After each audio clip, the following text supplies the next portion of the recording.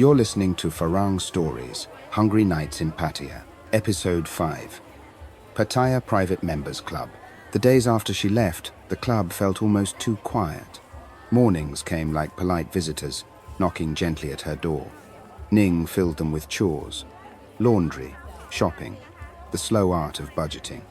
For the first time in years, she fell asleep at night instead of dawn.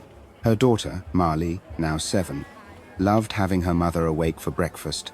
They ate rice porridge together while sunlight crept across the floor.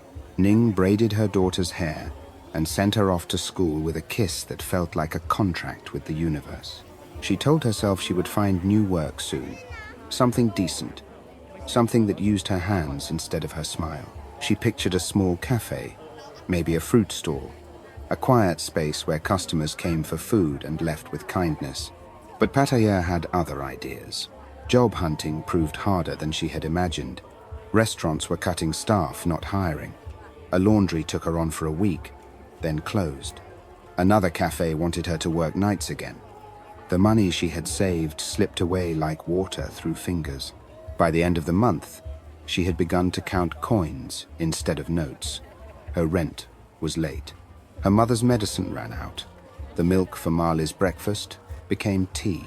Still, she refused to return to the club. "I'll find something," she told herself aloud. "I always do."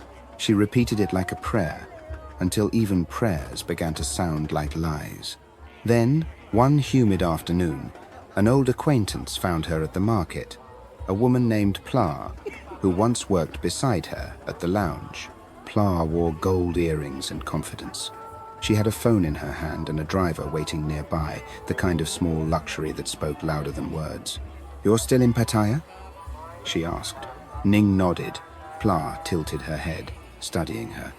"You should come work with me. Not a bar, something better. Private parties, good clients, safe money, real pay, no drama." Ning smiled politely. "I'm finished with that kind of work." Pla laughed softly. "You say that now, but the city always calls you back." She handed Ning a card with a phone number and walked off before Ning could reply.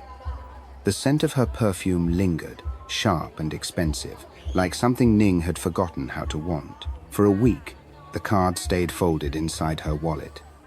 Each time she paid for groceries or fuel, her fingers brushed against it. By the 7th day, the edges had softened from her touch. When the landlord came for rent that night, his tone left little space for excuses. "Tomorrow," he said, "or I change the lock."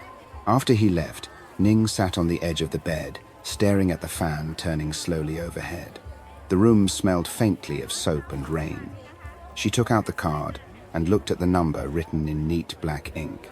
Her heart beat faster, not from hope but from the memory of knowing how to survive. She told herself it was only for one night, one job, one solution, one more chance to breathe.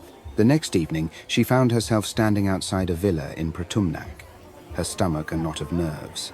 The sky was bruised purple, the kind of color that never quite belonged to day or night. The street was lined with manicured hedges and gates that whispered money. The villa itself glowed behind its high wall, its windows soft with golden light. Pla met her at the door, dressed in a silk blouse and jeans that looked effortless and deliberate all at once. "You look fine," she said, glancing at Ning's plain clothes. "But go upstairs, there's something for you to wear."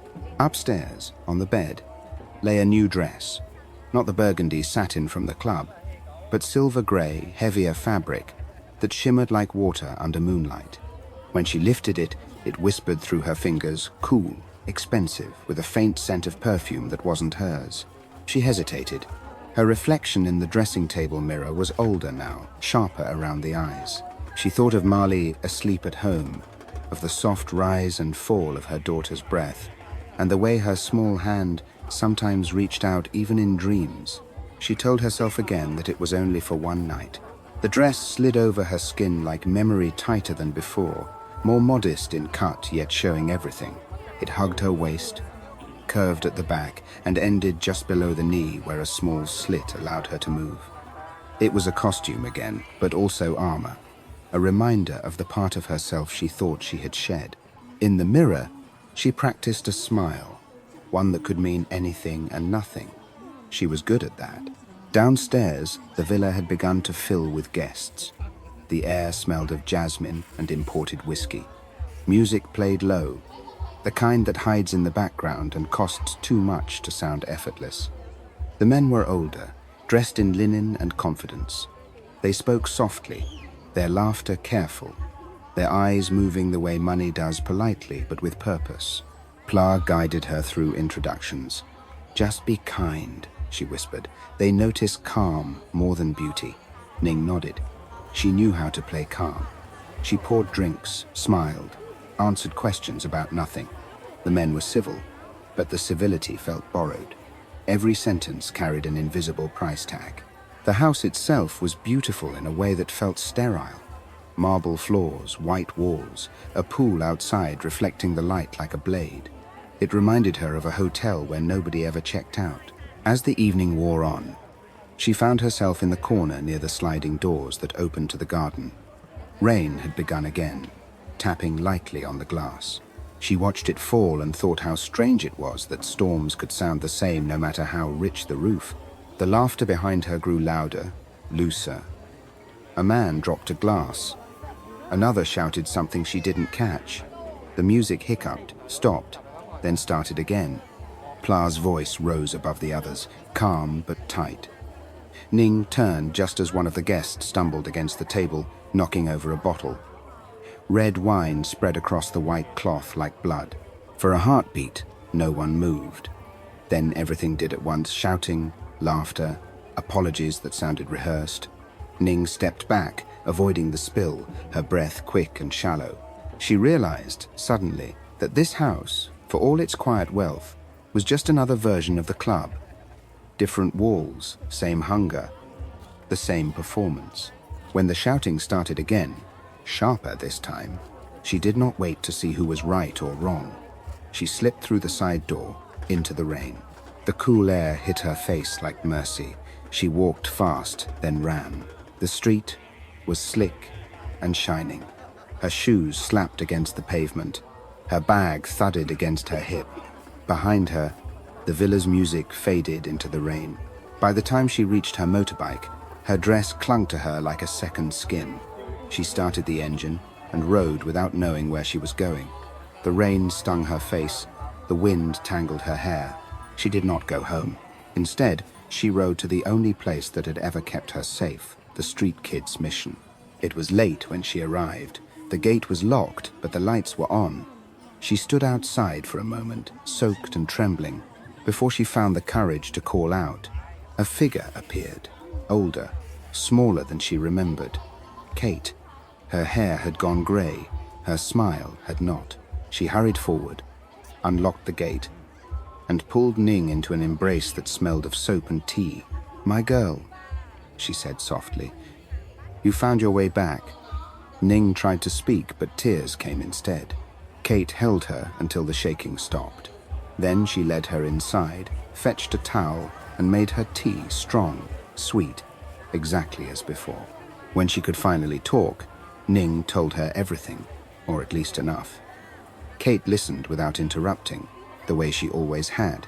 "You did what you had to do," she said finally. "Now you can do what you choose." Bill appeared from another room, older too, but still steady. He greeted Ning with a smile that reached his eyes. "We kept your toolbox," he said. "Thought you might need it again one day." She laughed through her tears. "You really did?" "Of course. Good tools last." For the first time in years, she slept without fear. The rain outside eased into a gentle rhythm. The mission still smelled of soap and rice and old books. She woke to the sound of children laughing, the same sound that had once saved her life. Over the next weeks, Ning helped around the mission. She cooked, cleaned, and organized supplies. She fixed broken chairs and leaky taps. Bill taught her how to mend wiring safely. Kate put her in charge of helping the older girls with their studies. It felt right to give back, to be useful. The work did not pay, but it gave her something better: peace. One afternoon, a group of donors visited Thai and foreign, dressed in neat shirts. Ning served them tea and listened as Kate explained the mission's goals. One of the donors, a middle-aged Thai woman with sharp eyes and quiet grace, noticed Ning's efficiency. Afterwards, she pulled Kate aside. "The woman helping you, the one with the braid, does she work here?" "She volunteers," Kate said. "She's good. I manage a guest house outside the city. We need someone like her. Honest. Calm. If she's looking for work, tell her to call me." Ning did. 2 weeks later, she started at the guest house. It was small but beautiful, surrounded by palm trees and morning birdsong. Her duties were simple: checking rooms, greeting guests, keeping things smooth. The pay was modest but steady. Every day she cycled to work, the sea glittering beside the road. At sunset, she stopped for Somtam from a roadside stall, the spice waking her senses, the salt on her lips reminding her she was alive. Sometimes, on her way home, she passed the club. The sign had changed. The name was new. The gold letters shone again, but she no longer recognized anyone who worked there. She watched for a moment, then rode on, her heart lighter with each turn of the pedals. She still saw Kate and Bill often. Marley came too, bringing her school books, sitting under the old mural that had faded to pastel. Life was not perfect, but it was hers. On her 33rd birthday, Ning sat by the shore watching her daughter play in the surf. The sun dipped low, turning the sea to molten glass. The air smelled of salt and grilled fish and faraway rain. She thought about the road behind her, the slum, the mission, the city's noise, the quiet mornings. She realized she was no longer waiting for rescue. She had become her own. You've been listening to Farang Stories. If you'd like more tales from Pattaya, Bangkok, and beyond, subscribe and share this episode.